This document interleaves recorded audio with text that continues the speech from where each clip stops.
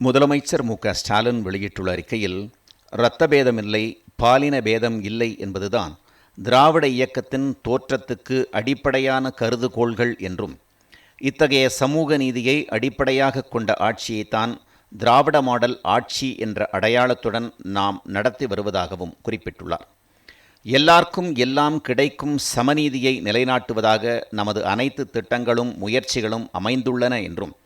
சாதியின் பெயரால், மதத்தின் பெயரால், பொருளாதார வலிமையின்மையால் எந்த வாய்ப்பும் யாருக்கும் மறுக்கப்படக்கூடாது என்பதை மனதில் வைத்தே அனைவருக்கும் பொதுவான சம வாய்ப்புகளை வழங்கி அனைத்து சமுதாயத்தையும் மேலே கொண்டுவர முயற்சித்து வருவதாகவும், அனைத்து துறை வளர்ச்சியானது அனைத்து சமூக வளர்ச்சியாக இன்று விரிவடைந்து வருவதையும் பார்க்க முடிவதாகவும் அவர் தெரிவித்துள்ளார். சட்டப்பேரவையில் கடந்த ஏப்ரல் 29 தான் பேசும்போது, இந்த மண்ணின் ஆதிக்குடிகளை இழிவுபடுத்தும் அடையாளமாக காலனி என்ற சொல் பதிவாகியிருப்பதால், இனி இந்த சொல் அரசு ஆவணங்களிலிருந்தும் பொது புழக்கத்திலிருந்தும் நீக்குவதற்கு நடவடிக்கை எடுக்கப்படும் என குறிப்பிட்டதை அவர் சுட்டிக்காட்டியுள்ளார்.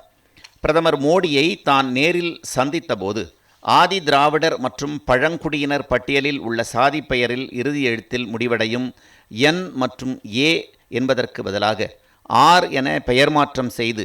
மக்களுக்கு உரிய மரியாதையை கிடைக்க வழி செய்யும் வண்ணம் உரிய சட்டம் இயற்ற விரைவில் நடவடிக்கை மேற்கொள்ள வேண்டும் என்று வலியுறுத்தியதாகவும் முதலமைச்சர் தெரிவித்துள்ளார். கடந்த ஜூன் 25 பள்ளி கல்வித்துறை வெளியிட்ட அரசாணையின் மூலம் பள்ளி மாணவர்களுக்கிடையே சாதி மற்றும் சமூக வேறுபாடுகள், கருத்து வேறுபாடுகள், வன்முறை உணர்வுகள் உருவாவதை தடுக்கவும், நல்லிணக்கம் மற்றும் நற்பண்புகளை வளர்க்கவும் பின்பற்ற வேண்டிய வழிமுறைகள் வகுக்கப்பட்டுள்ளதாகவும் முதலமைச்சர் குறிப்பிட்டுள்ளார். பள்ளிகளில் ஏற்படும் சாதிய மோதல்களை தடுப்பதற்கான வழிமுறைகளை ஆராய தமிழ்நாடு அரசு சார்பில் ஓய்வு பெற்ற நீதியரசர் சந்துரு தலைமையில் ஆணையம் அமைக்கப்பட்டதாகவும், அரசு மற்றும் தனியார் பள்ளிகளின் பெயர்களோடு உள்ள சாதி முன்னொட்டுகளையும் பின்னொட்டுகளையும் நீக்க வேண்டும் என்று ஆணையம் பரிந்துரை செய்ததாகவும், அந்த பரிந்துரைகளை தமிழ்நாடு அரசு நன்கு பரிசீலித்ததாகவும் முதலமைச்சர் மு.க.ஸ்டாலின் தெரிவித்துள்ளார். நமது சமுதாயத்தின் பல்வேறு பின்தங்கிய பிரிவுகளைச் சேர்ந்த மாணவ மாணவியர்கள் தொடர்ந்து கல்வி பயின்றிட நமது மாநிலமெங்கும் பல்வேறு அரசு துறைகளின் கீழ் பள்ளி மற்றும் கல்லூரி மாணவ மாணவியர் விடுதிகள் செயல்பட்டு வருவதை சுட்டிக்காட்டியுள்ள முதலமைச்சர், தமிழ்நாடு முழுவதும் உள்ள 2739 விடுதிகளில் 1,79,568 மாணவ மாணவியர்கள் பயன்பெற்று வருவதாகவும், இந்த மாணவ மாணவிகளின் முன்னேற்றத்திற்காக பல்வேறு நடவடிக்கைகளை கடந்த 4 ஆண்டுகளில் தமிழ்நாடு அரசு மேற்கொண்டுள்ளதாகவும் முதலமைச்சர் மு.க.ஸ்டாலின் குறிப்பிட்டுள்ளார்.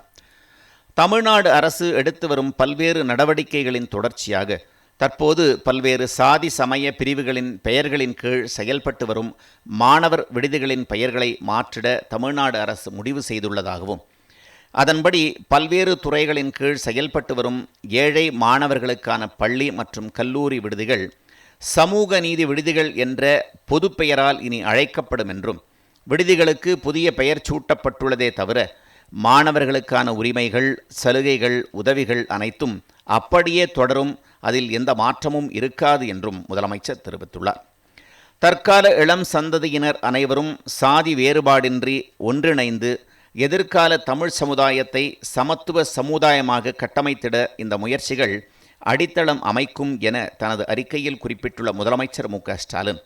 சமூக நீதி, சமநீதி, சட்டநீதி ஆகியவை அனைவருக்கும் பொது என்ற நிலையை உருவாக்க திராவிட மாடல் அரசு தொடர்ந்து பங்காற்றும் என்றும் தெரிவித்துள்ளார்.